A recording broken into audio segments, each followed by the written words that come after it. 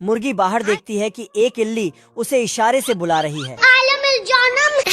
मुर्गी दौड़ के इसके पीछे आती, तभी भालू इसे मुर्गा मुर्गी के लिए खाना ढूंढता है। इधर बड़े और छोटे मुर्गी को घूर रहा था। फिर छोटे ने मुर्गे का कॉस्ट्यूम पहना और बड़े को मुर्गी पकड़ने का प्लान बताया। ठीक है। फिर मुर्गी के सामने आके मटकने लगता है। कोई हमें भी पटा लो। क्या माल है यार। मुर्गा मुर्गी को पकड़ के, बाबू आप क्लियर कर लो यार, क्लियर कर लो, बहुत हो गया यार। लेकिन मुर्गी अपना एटीट्यूड दिखा के छोटे के पीछे भाग जाती है। बाबू फिर मुर्गा, छोटे ने मुर्गे को रॉकेट में बांध दिया। मुर्गी इस कार्य को अपने हाथों से करती है। बाप रे। मुर्गा उड़ते हुए जाके हजारों किलोमीटर बर्फीले पहाड़ों में गिरता है। भालू मुर्गी को पकड़ने के लिए फटका मारा, लेकिन इधर आना थोड़ा। छोटे भालू ने बड़े भालू को मुर्गी पकड़ने का प्लान पूरे विस्तार से बताया। ठीक है, समझ गया। लेकिन बड़े भालू के पास दिमाग की कमी है, इसलिए मुर्गी के जगह छोटे भालू को ही पकड़ के धो डालता है। अरे भीख मंगिया। इधर मुर्गा बर्फीले तूफान में इस बार फिर से प्लान बताया और उसे प्रैक्टिकल करके दिखाया। तू समझा? लेकिन साला बेवकूफ भालू ने बटन दबा दिया। साले तू। अब छोटा भालू इल्ली का कॉस्ट्यूम पहनता है और मुर्गी को अपने जाल में फंसाता है। मुर्गी कपड़ा बदल के आती है और छोटे को नमक मिर्ची डाल के खा जाता है। बड़ा भालू मुर्गी को ठोक ठोक के छोटे को बाहर करता है। लेकिन मुर्गी एक अंडा देकर भागती है। तो उस अंडे में से छोटा भालू निकलता है। तुम्हें शर्म है कुछ? आज मैं मर गया भैया। छोटे भालू ने मुर्गी फंसाने का प्लान बना के रखा था, तभी बड़ा भालू इसे शुरू कर देता। मुर्गा हिलते डुलते। ये क्या हो गया? अब देख तू। छोटे ने बड़े को चूजा बना के मुर्गी के पास भेजा। मुर्गी उसे अपना बच्चा समझ के ले जाने लगती है। चलो भाई। रास्ते में छोटे भालू ने मुर्गी को धो डाला।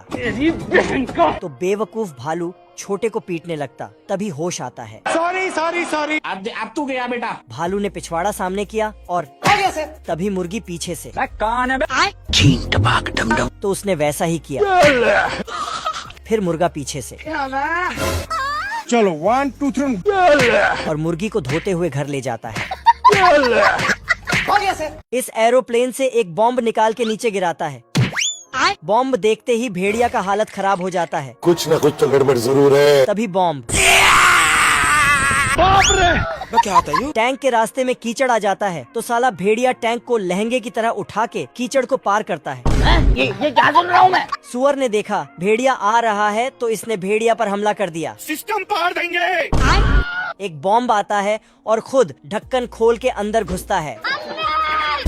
खत्म। भेड़िया ने बहुत बड़ा तोप लगाया और सुअर पे तोप छोड़ दिया। रोम रोम भाइयों। बाप रे। पर सुअर तोप को खूबसूरत लड़की की फोटो दिखा देता है। क्या माल है यार। फिर साला जाके अपने सभी दोस्तों को बुला के ले आता है। बाबू और उसकी खूबसूरती देख के सब वहीं टपक जाता है। ओ भाई ये क्या है?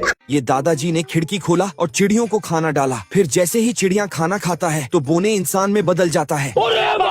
उसके बाद रात के अंधेरे में चुपके से जूते की दुकान में घुस जाता है और जूता बनाने लगते हैं। लेकिन साले तू। सबके पास दिमाग की कमी है, इसलिए कोई भी काम ठीक से नहीं कर पाता है। पर काम करने का स्पीड बहुत तेज है। ये बोना हथौड़े से ये समझाता है कि यहाँ नहीं किल में मारो। अब देख तू। फिर इसके लिए चश्मा और पेपर लाता है। Thank you. सही जवाब देने के बाद फिर से काम शुरू करता है। फिर अपना छोटा सा दिमाग लगाता है, फिर भी मार खाता है। हे प्रभु। अब ये बोना किल ठोक रहा था और ये किल दे रहा था, लेकिन किल खत्म होने से इसे ही उठा के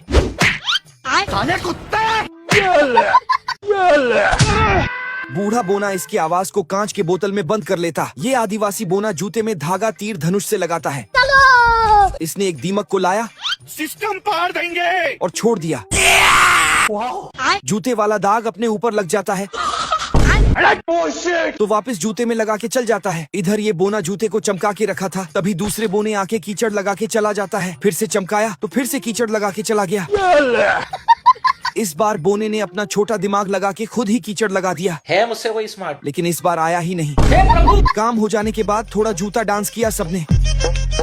दुकान का मालिक दादाजी और दादी जी आ रहे थे, तभी ये बोना देख के बोलता है बस। तो सब बोने यहाँ से 1 2 3 हो जाता है। दोनों देखते हैं कि जूते चमक रहे हैं। उसके बाद तो दोनों डांस करने लगते हैं। ये कुत्ता गुस्से